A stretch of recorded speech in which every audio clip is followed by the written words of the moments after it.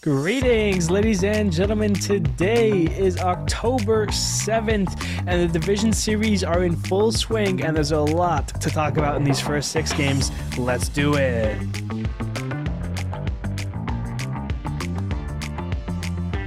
Hello, everybody. My name is Steven. This is the middle of the order. How are we doing today? Ladies and gentlemen, it is Monday, the beginning of a week, but not the beginning of the postseason. We are in full swing here, and let me tell you, some of these games so far, I have enjoyed thoroughly. We're having some of the best baseball we've had all year. Heated games between teams that don't like each other, fighting for the best. It's exactly what makes baseball the best sport out there. It's why October baseball is the most fun to watch. I cannot wait to keep going and diving into some of these games.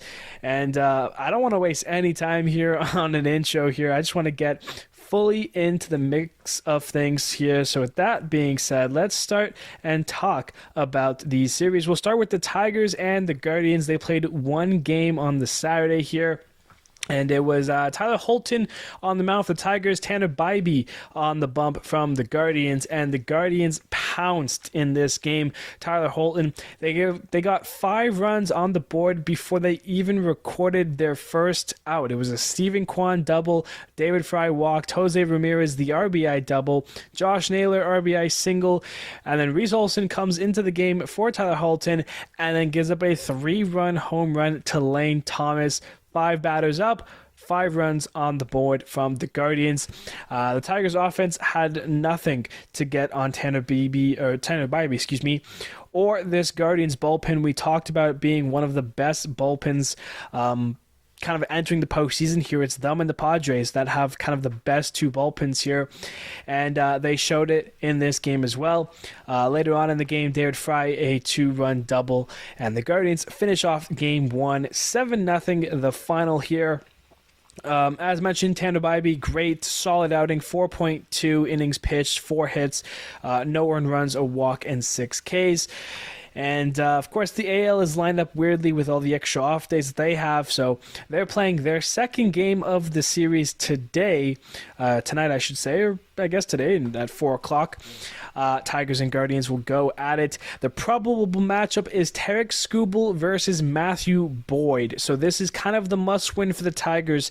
You're still going to get a home playoff game in the ALDS for Game 3, but you have Tarik Skubal, your best pitcher, your ace, your Cy Young winner, going to be the best pitcher of baseball this year. He's on the mound, and with that being said, the Tigers offense needs to figure out Matthew Boyd and this Guardians bullpen, because they need to even up this series, because if they head home down 2-0 against the Guardians without Skubal, it's going to be a tough climb back. It is possible, but the Tigers need to get going now. Other than that, Guardians were kind of been waiting for this one, and they got their opportunities. They attacked early, and for them, they just need to do the same thing that they did in this game for Game 2 here. If they come out swinging against Skubal early, you're going to put the Tigers in a rough hole. The bullpen usage is, been a lengthy one for AJ Hinch, but it works in certain games. But this is one of those games where it's like, okay, you have your guy. This is the game that you kind of replenish a lot of those guys. The guys have been working so hard, eating out some innings for you guys like Will Vest. So, I think Skubal needs to go these 6 innings here in this game and keep it close. If the Guardians score early and get away from them, it's going to be a tough one from the Tigers to come back in unless they can figure out Matthew Boyd. Boyd has had his struggles in the past. Remember, he was with the Tigers when he kind of made a name for himself. But then from there, he kind of struggled. He dealt with injuries. Whenever he was pitching, it wasn't good, whether it was for the Mariners or whichever other teams he went on. But he's kind of figured things out recently with the Guardians. He's gotten an opportunity here, and he's making the most out of it. So Game 2 expected to be a good one. Again, 4 o'clock today. If you're listening to this pretty much as soon as it comes out, then maybe the game's already started. So something to keep in ears and eyes out for. Guardians looked good. Tigers, they got to get it going, to say the very least. Let's move on now. Royals and Yankees. What a game we had here. Game 1 of this series. Tommy Pham with the sac fly early to put the Royals up in the second inning, but that gave room for Gleyber Torres in the third to give the Yankees the lead, a 2-run home run from him. The Royals, though, don't waste any time getting the lead right back. MJ Melendez hits a 2-run home run off of Garrett Cole. This happened in the 5th inning.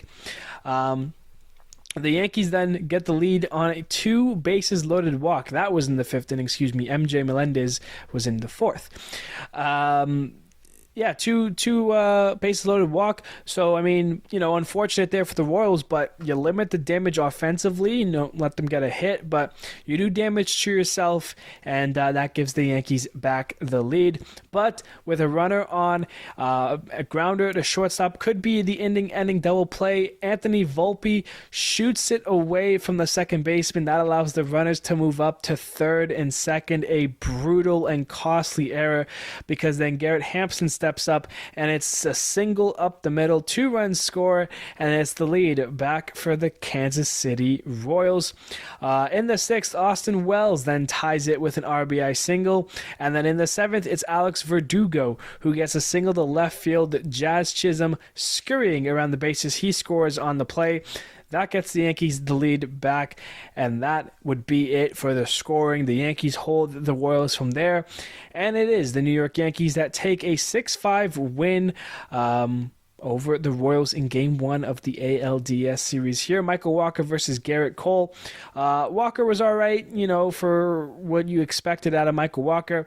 Garrett Cole didn't look great. I mean, 7 hits, 3 earned runs, and 5 innings pitched. Not ideal. But yeah, I think the key takeaway here was, the Royals can be pesky. We've seen it all year round.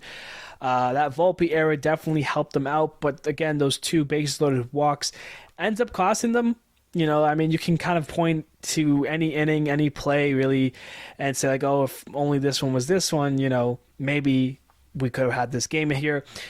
This was a winnable game for the Royals, and against the Yankees in Yankee Stadium with their best pitcher on the mound, it should have been a win. You can go back and say, those 2, you kind of go back to that inning and the bases loaded walks.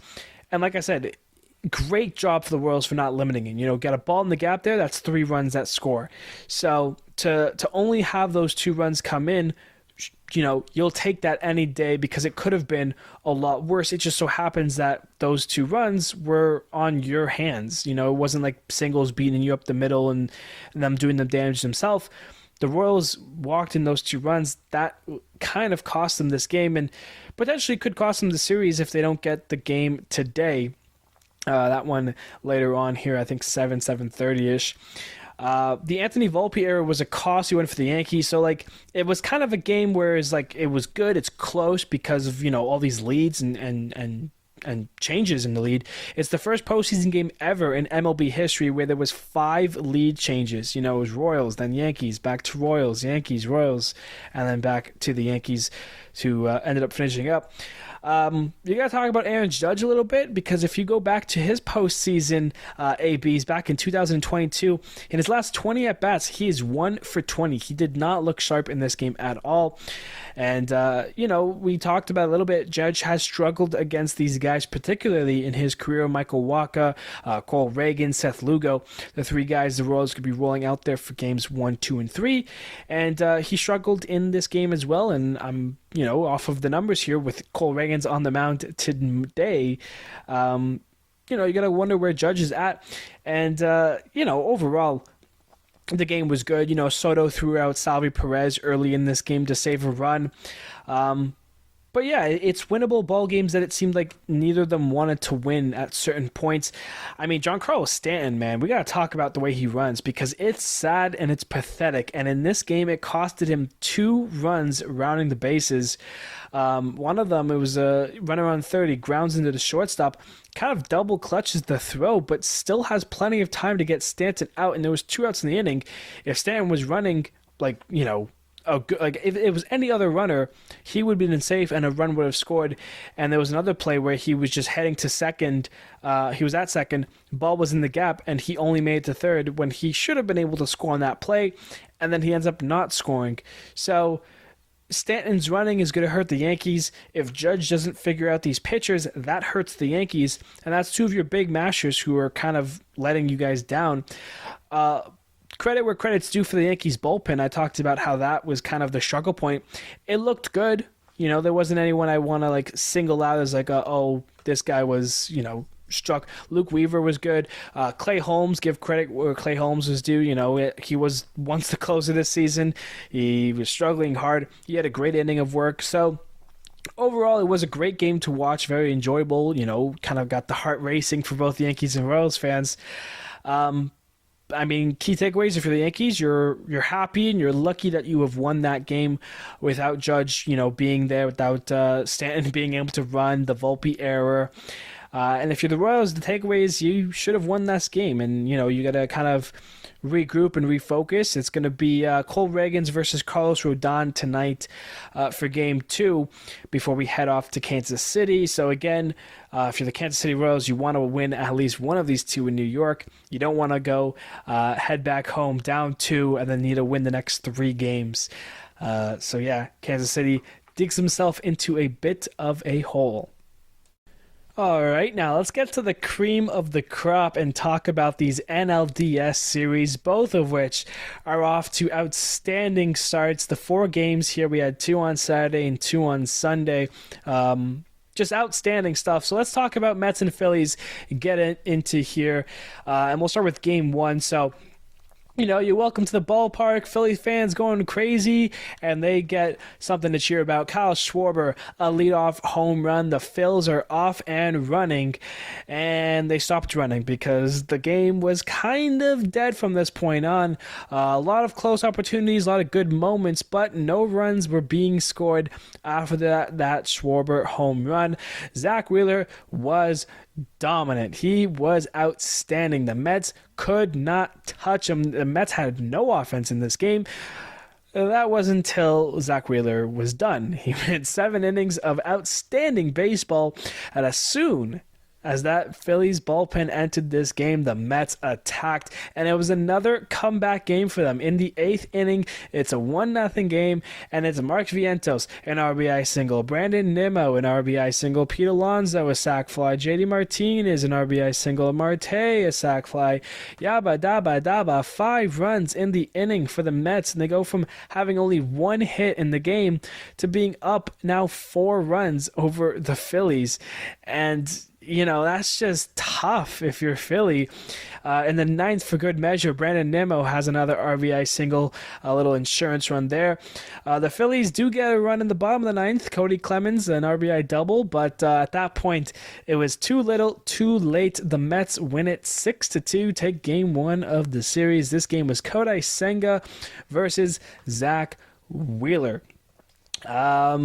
The biggest takeaway, Zach Wheeler with a gem in my mind. 7 innings pitched, 1 hit, no earned runs, 4 walks, and 9 Ks. Outstanding stuff from Wheeler. This loss, definitely upsetting for him, but he pitched with everything he had, the ace that he is for this Phillies team. Just outstanding stuff from Zach Wheeler, top to bottom, those 7 innings, dominant stuff from him. I want to credit the Mets for the way they use their bullpen and the way they handle their pitching. They announced Kodai Senga, which, it's pretty crazy. Game 1, NLDS, of course, he was outstanding in his first year last year, top 3 in Rookie of the Year voting. But he was hurt all year round, made an appearance, made 1 start, and then he got hurt after that again. And he's been hurt since. He's made 1 start all year round. This was his 2nd start of the season. And there was people being like, Senga's going to have a great game and everything. I kind of expected what, you expected out of Kodai Senga, and that was nothing, really. It was 2 innings pitched, a small sample size for him, but you want to get his feet wet. You don't want to, make him go out more than he needs to go. And in the end getting hurt again, So I credit Carlos Mendoza for the way he used the bullpen. Senga came in 2 innings of work, Peterson then 3 innings of work, Garrett for 2 innings, and then you give an inning each to Phil Maton and Ryan Stanek. You got to save some of your top guys. Edwin Diaz didn't pitch, Adam Ottavino didn't go. So, having Garrett go 2, having Peterson go 3. Peterson's looked great so far this postseason as a whole. So, just great stuff.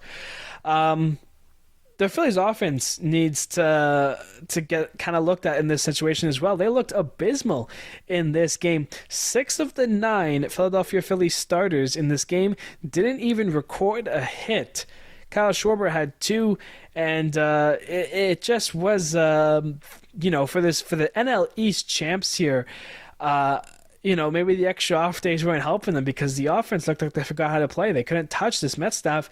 And realistically, when you're the division champions and they're in your division, you should have seen them enough this year to be able to, know what's coming and hit them well. So I don't know if it's a discredit to the Phillies offense or a huge credit to the Mets pitching staff. But either way, this was a, should have won for Zach Wheeler and for your Philly faithful crowd there. They were not having a good time in this game, to tell you the facts there, the proof. But let's see if game 2 was any better. Luis Severino for the Mets, Christopher Sanchez for the Phillies. And it's the Mets this time with the early lead. Mark Vientos hits a 2-run home run in the 3rd inning. Later on, it's Pete Alonso in the 6th inning. His 2nd home run of the postseason, a solo shot there. Mets up 3. Meanwhile, the Philly fans that came out to Citizens Bank Park were booing their team. The offense was not there. Nick Castellanos swinging at pitches in the dirt. Lack of offense for sure.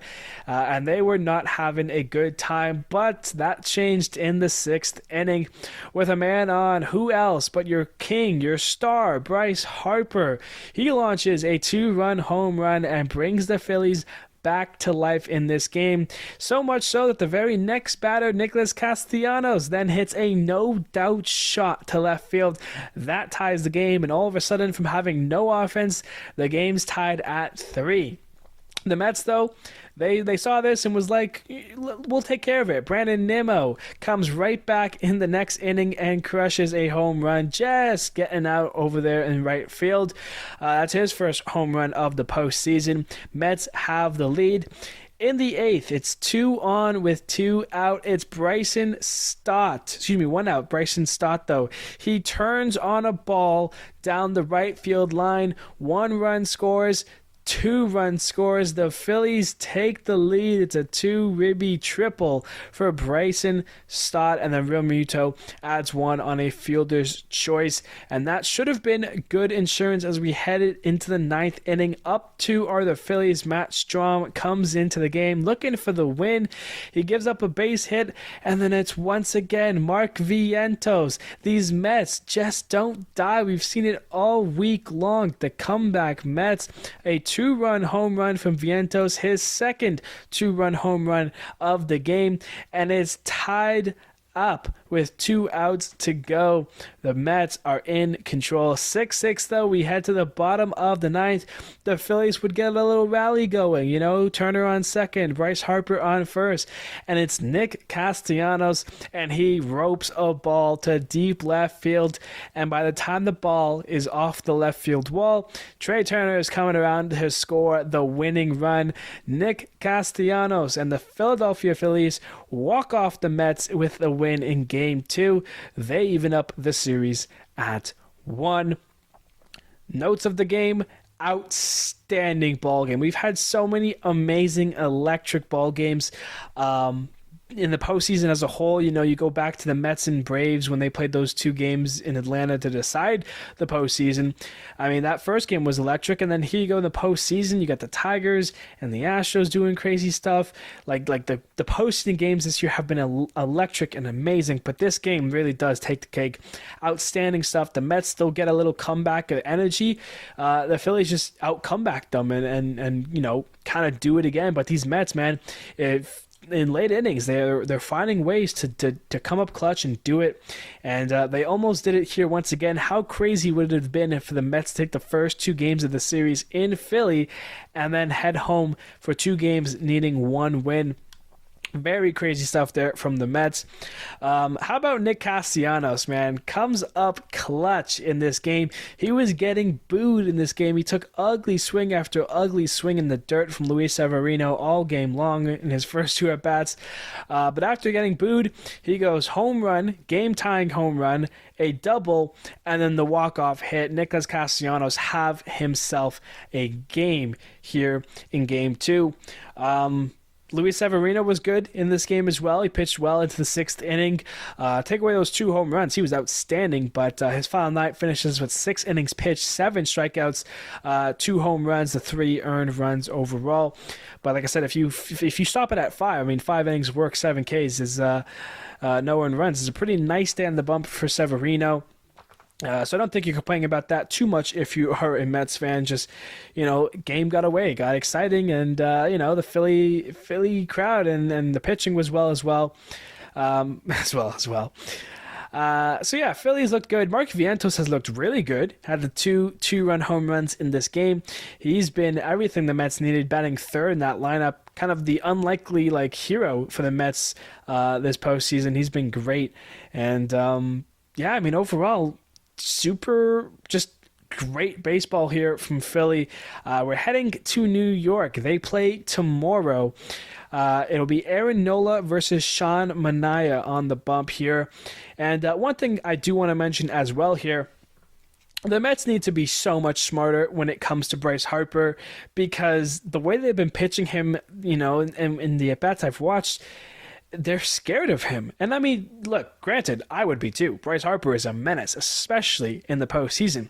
But I mean, he walked twice in this game as well, and then he had the home run. So it's either you're pitching really outside and around the lines here, hoping that he swings at something bad. Bryce Harper is too good of a ball player to swing at a bad pitch. And you're just hoping that he does that. You end up walking in a bunch. And I mean, it's only going to be a matter of time before the guys after him, figure out a way to get him in. This game was evidence of that. Nicholas Castellanos, having those moments. And with Trey Turner ahead of Bryce Harper, I mean, you let Trey Turner get a hit with his speed, and then you end up walking Harper. I mean, that's an easy 2 bases there for the Phillies. They'll say thank you very much, and then they got guys like Castellanos and Bryson Stott who are behind them who can clean up the Mets mess, and that's kind of what happened in this game. We saw it with the 2-run triple, Bryson Stott, the walk-off by Castellanos. Turner and Harper were on. That's kind of been a key thing. So obviously you can't just be throwing meatballs down the middle either, because that's how he hit those home runs.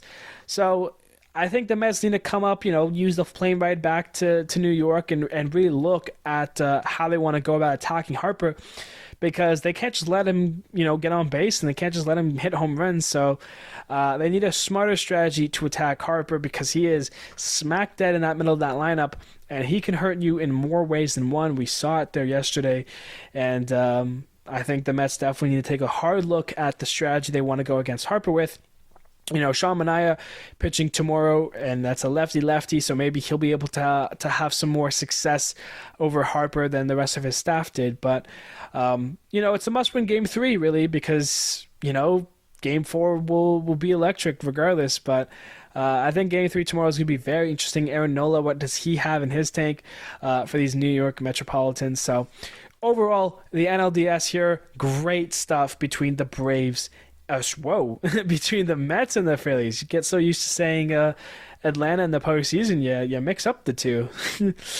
All right, now the final one.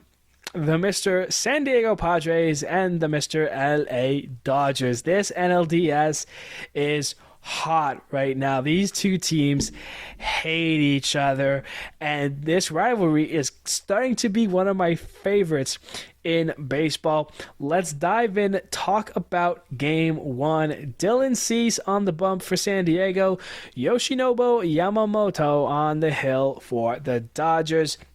It's the Padres that get off to an early start over Yamamoto, and it starts with Arraez and Tatis reaching base here, and then Profar grounds out, that scores a run, and then Manny Machado hits a 2-run home run. So the first inning of the series, Padres already up 3-0, but we know these games are going to be high scoring. In the bottom of the second, who else but Mr. Shohei Ohtani brings the Dodgers on his back and back to life. A game-tying 3-run home run, his first postseason game, his second postseason at-bat. Of course, he was going to hit a home run in this game. Brings us to the third inning. It's the X-Man, Xander Bogaerts. A 2-run double puts the Padres back out in front. And then in the fourth now, it's a wild pitch from Adrian Morjan, allows the Dodgers to get a run back before it's Teoscar Hernandez with a 2-run single, and that leads the Dodgers out in front. In the fifth, it's a double play that started by Tommy Edman hitting into it, but that does score an insurance run, so hey, sucks that it's a double play, but Tommy Edman still gets an RBI, and that was an insurance run that they didn't really need, because that would have been the final run of this game. The Dodgers come away with the win, 7-5 your final, and they take the first game of the series. All right, so let's talk now Dodgers lineup here. I want to shout out the bottom of Dodgers lineup here. Gavin Lux, Tommy Edman, and Miggy Rojas. They were 5 for 12 in this game, scored 2 runs. And I mean, your bottom of the lineup are your table setters. If they get on base, guess who's up top? Shohei Ohtani, Mookie Betts, and Freddie Freeman. So, I mean, you love that, because, hey, if those guys don't get on, Ohtani's not hitting that game-tying 3-run home run, and who knows if the Dodgers walk away with the win here. So, bottom of the lineup, doing the work. Good stuff here. Beginning of the game, super offensive. The starters, Cease and Yamamoto, just didn't have it. But once they got into the bullpens, it kind of calmed down a little bit, and the Dodgers just pitched their way to a win. So good stuff by the Dodgers pen. Cease, yikes, 3 1/3 with 6 hits, 5 earned runs, 2 walks, and 5 Ks. Yamamoto didn't do much better. 3 innings pitched, 5 hits, 5 earned runs, 2 walks, and a strikeout. So starters just didn't have it in this first game here. But yeah, overall, just a tough one here. Also, it was announced in a, side point here from the game here, that Joe Musgrove has a UCL injury, and that he will have Tommy John surgery ending his season here. So a big blow to the Padres here, as they'll need to scramble now for some starting pitching. And not to say that they don't have a handful of great guys here, but definitely you'd love to have Joe Musgrove in these situations, Mr. Padre himself. But unfortunately, the Padres will be without Musgrove for the rest of this series, and if they make it past the series, the rest of the postseason. So, with that being said, let's get to Game 2, the real exciting game of this season. Oh boy, what a game 2 was. 5 pitches in, and Tatis is rounding the bases. It's a solo shot. Another first inning home run for the Padres gets them rolling. And then Mookie Betts in the bottom of the first, he crushes a home run to get the Dodgers right back into things. Psych, you thought. Profar runs deep into the crowd and robs the home run, takes it out of a fan's hands, it looked like. Profar was making some fans, making some friends, we'll say, with the Dodger crowd out there in left field. Absolutely stunning catch by Jurickson Profar. Surprised everybody with it as well. Mr. Irrelevant himself doing it defensively. The Padres defensively in this game, man, outstanding stuff. The next inning, though, it's David Peralta for the Padres. A 2-run shot. The Padres are rolling in this one. Gavin Lux gets a sac fly, but it could have been way worse for the Padres. They get out of a tough inning, only giving up 1 run to the Dodgers. Later on, Jackson Merrill, he adds a run in the sixth inning to make it a 4-1 game for the Padres. And as we enter the seventh inning, this is where all the craziness is happening. Balls, empty beer cans being thrown at Jurickson Profar and Fernando Tatis Jr. in the outfield corners. Profar was heated. It took Manny Machado, Tatis, and these guys trying to calm him down. He was pissed, and rightfully so. It's a delay that took over 8 minutes to get resolved. The fans were not happy. They were booing. You got plenty of security. You got a Padre and umpire like hurdle in the shallow outfield there. Profar was mad, and I mean, the Dodgers fans there, by doing all that and being awful fans, they really got the Padres sparked in a bad way. Bottom of the eighth, it's top of the eighth. Jackson Merrill and Xander Bogaerts hitting back-to-back home runs. Merrill a 2-run shot, and then Bogaerts the solo shot. And then in the ninth, Kyle Higashioka. What a postseason he's having. He hits a home run. And then how about Fernando Tatis Jr. once again hits another home run.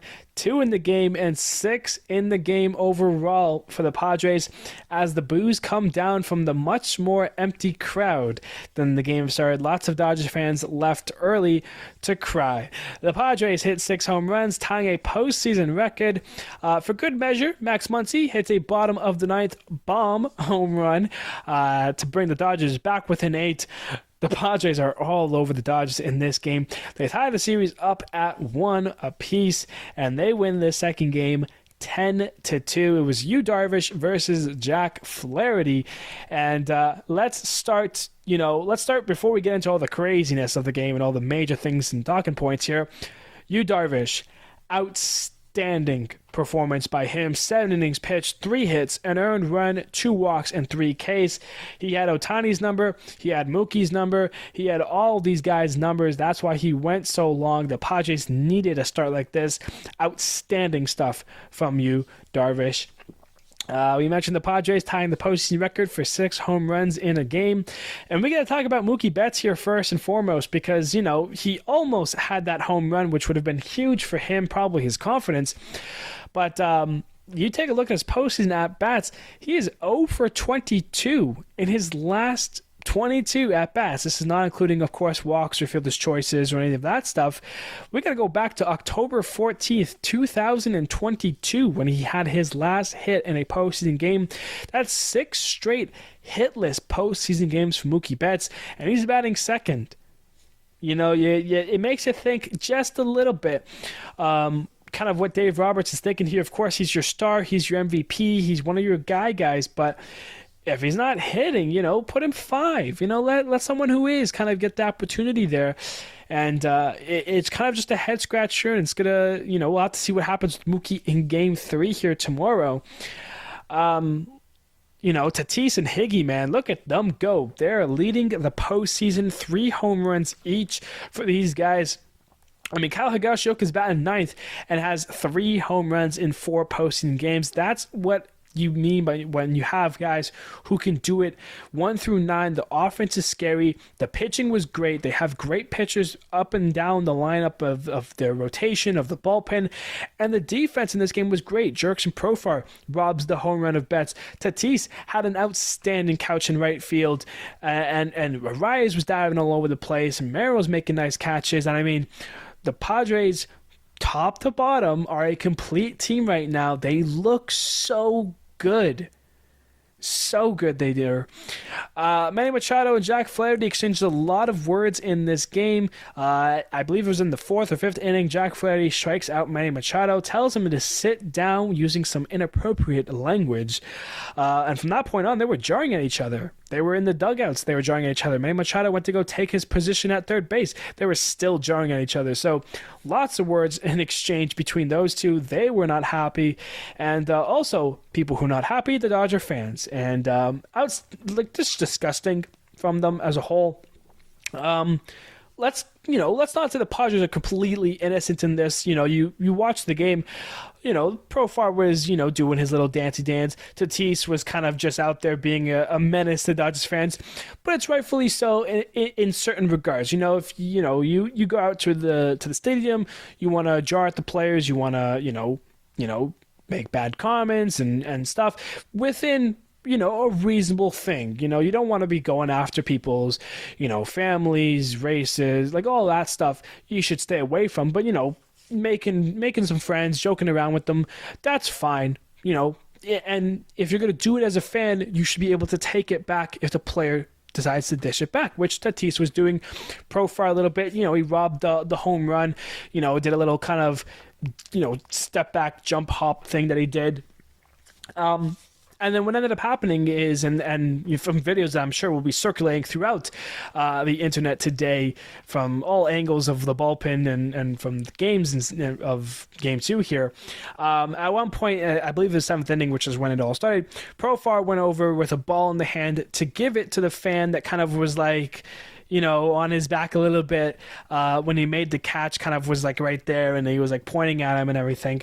The fan took the ball and immediately threw it back on the field, which is like, sure, you have some fun with that. He was trying to be a nice guy. If you don't want his ball, you can do that. That's, we've seen that before with when teams hit home runs. If it's an away team, sometimes they'll throw it back. You'll see this especially with New York, with the Red Sox, with the Dodgers. Very common thing, right? At this point, and then other fans started throwing balls at Profar. Like two guys had baseballs and they threw it in his direction, and that got Profar really heated. And that's how this whole thing is assured. And while this delay is happening and everything, everyone's meeting up. They're like security now. You got 20 guys on the field, looking for fans to see who's throwing what. Tatis is just kind of lounging around after going back to third, his right field position. So fans start chucking cans at him and everything, and then that's when things start to get a little bit more serious here. And then, I saw a video this morning we didn't see on the broadcast of the game we were watching. They were chucking things at the Padres bullpen as well. The bullpen members had to go and hide, and they were yelling at people as well. So it really got pretty ugly here, and it's all on the Dodgers fans' fault, really. If you want to say like, oh, the Padres, Tatis was enticing us, blah blah blah, who cares? Like have some class a little bit here. You're in a team here where you're in a postseason game. You want to support your team. Support your team. You don't have to go after the guys like that. It got really ugly. A mental note to make here. It was an 8-minute delay between the innings here, and the rule book states, and this is something I saw online here, that after if a delay lasts 15 minutes due to commotion, fan stuff, the visitors not wanting to play, it would go down as a forfeit via the umpire's discretion. Now, I'll tell you right now, for a couple of balls and a couple of cans in a postseason game, this game was not going to get called a forfeit for the Padres. I'll tell you that for sure. That was not happening. Even if it lasted another 17 minutes or 7 minutes, even if it lasted another 10 minutes, if it was like a 17, 18-minute delay, it was not going to happen with that kind of just small stuff here and there. Now, if it was an onslaught, if it continued and all this other stuff and fans started running on the field even, then I could have seen it happening. But, just a kind of a mental note of like, this could have happened. Like, you could have costed your team the game here. At this point as well, it was only a 3-run game. It was very still doable for the Dodgers. But, Manny Machado holds a team meeting, was like, guys, let's stay focused. Let's do it. Let's show these fans up.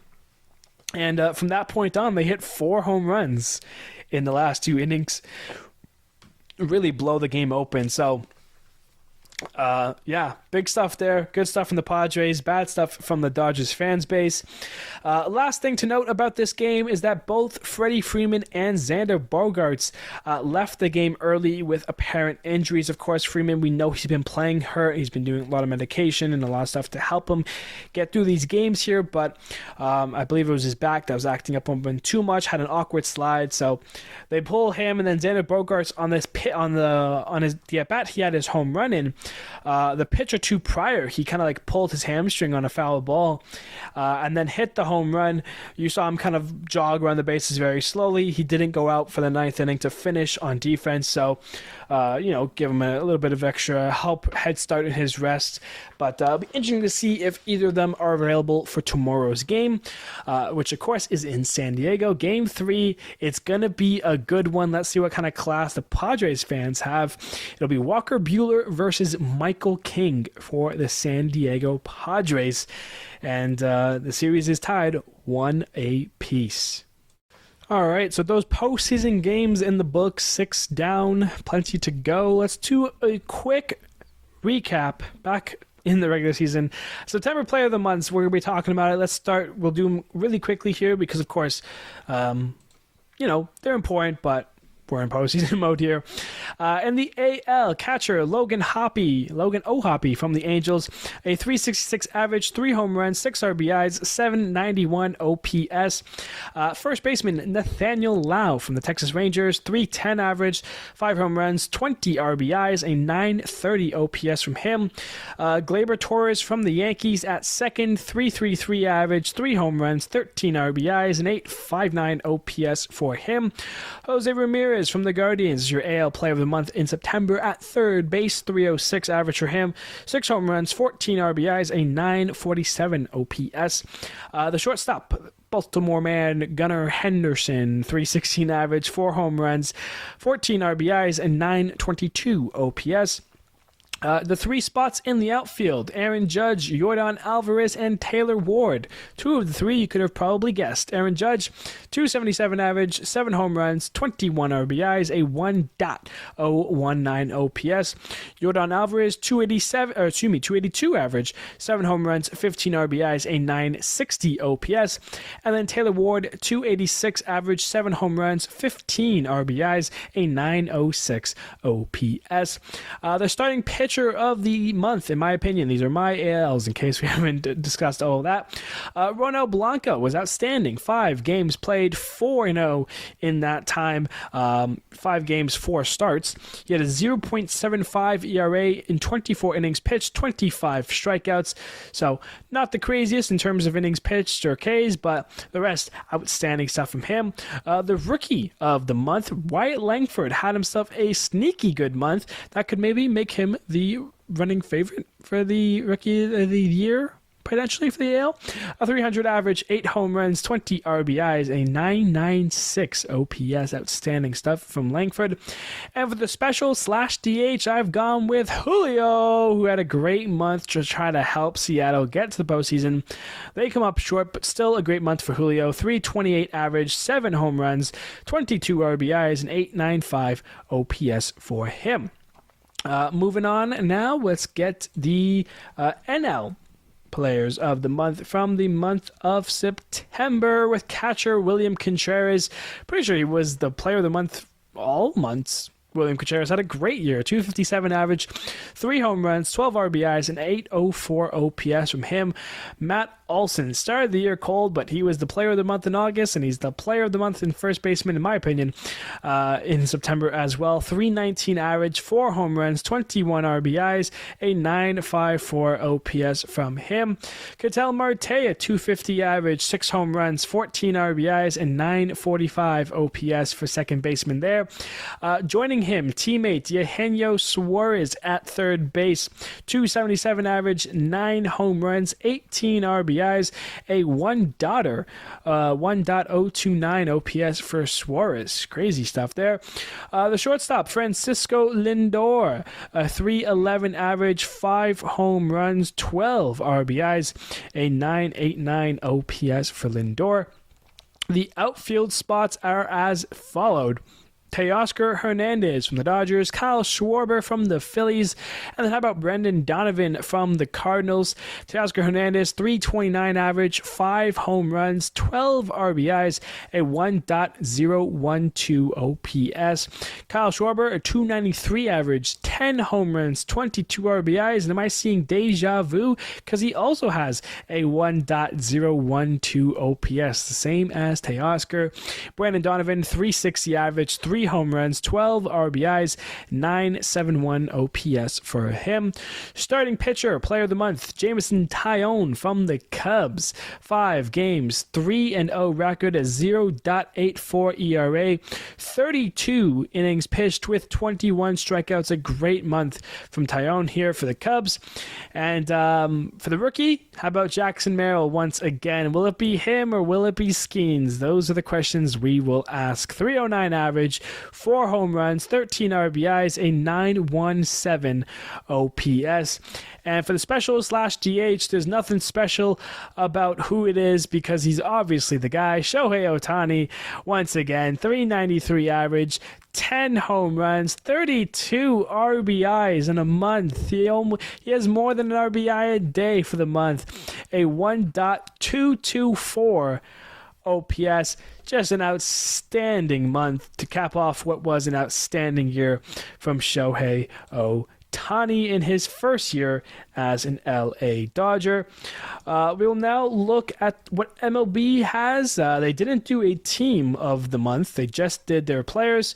So for the AL and NL players of the month, it is Wyatt Langford in the AL and Shohei Ohtani in the NL. We talked about those numbers. 300 average, 996 OPS, 8 home runs, 20 RBIs for Langford. Ohtani, the 393 average, the 1.225 OPS, 10 home runs, 32 RBIs. How about 16 stolen bases as well? For the pitchers, the AL pitcher of the month, Corbin Burnes, 30 innings pitched, 31 strikeouts, 1.20 ERA, and 194 batting average against. So good stuff there from Burnes. And then from the NL, it's Nick Martinez from the Reds. Had a great month, 32 2/3 innings pitched, 30 strikeouts, a 0.83 ERA, and a 161 batting average against. So different from mine, but still, there were so many great pitchers this month, to be honest with you, from September. There was like 5 or 6 guys you could choose from. So there you go. For the rookies, rookie of the AL, Wyatt Langford, of course. We talked about the numbers. We're not going to repeat those ones. On the NL, MLB has Paul Skeens, who, of course, had a great month of September to round off a great rookie campaign. 24 innings pitched, 34 strikeouts, a 0.75 ERA, and a 186 batting average against there. And lastly, the relievers of the month for September, AL and NL. Emmanuel Class A for the AL, 11 innings pitched, 0 earned runs, 11 strikeouts, and 7 saves. Outstanding stuff from Class A. And how about Ryan Helsley? Also had an outstanding month and an outstanding year for him. 8 2/3 innings pitched, 0 on the ERA as well, 15 strikeouts, and 7 saves as well. Those are your players of the month for the AL, for the NL, for me, and for MLB as a whole. And that is our episode here today. Ladies and gentlemen, thank you so much for tuning in, listening to another episode here of the Middle of the Order. I appreciate you all very much. Hope you were enjoying some postseason baseball. Enjoy it today. Yankees and Royals, Guardians and Tigers, game 2, and then tomorrow all 4 teams play on Tuesday. Sure to be some great baseball. And then that leads us to Tuesday. Tomorrow is just the I can't talk. Just the NL plays tomorrow. Game 3, Phillies, Mets, Dodgers, Padres. Then on Wednesday is the day that all 4 teams play. Guardians, Tigers, Yankees, Royals will have games 3, and then Phillies, Mets, Dodgers, Padres will have games 4. Most of those are TBD. The Guardians and Tigers. Guardians have announced right now Alex Cobb will be starting for them for Game 3. And then the Mets and Phillies, regardless of what happens Game 3, it'll be Ranger Suarez versus Jose Quintana for Game 4 here, Mets and Phillies. So Nola Manaya tomorrow, and then Ranger Suarez, Jose Quintana on the Wednesday. And of course, if they end up splitting that series, we head to Game 5 on Friday, which will be Kodai Senga versus Zach Wheeler. Look at that. The Phillies and Mets announcing all their starters ahead of time, unlike the other 6 teams. What are we doing here? I appreciate you all. Thank you, everybody, so much, and I will see you on Friday.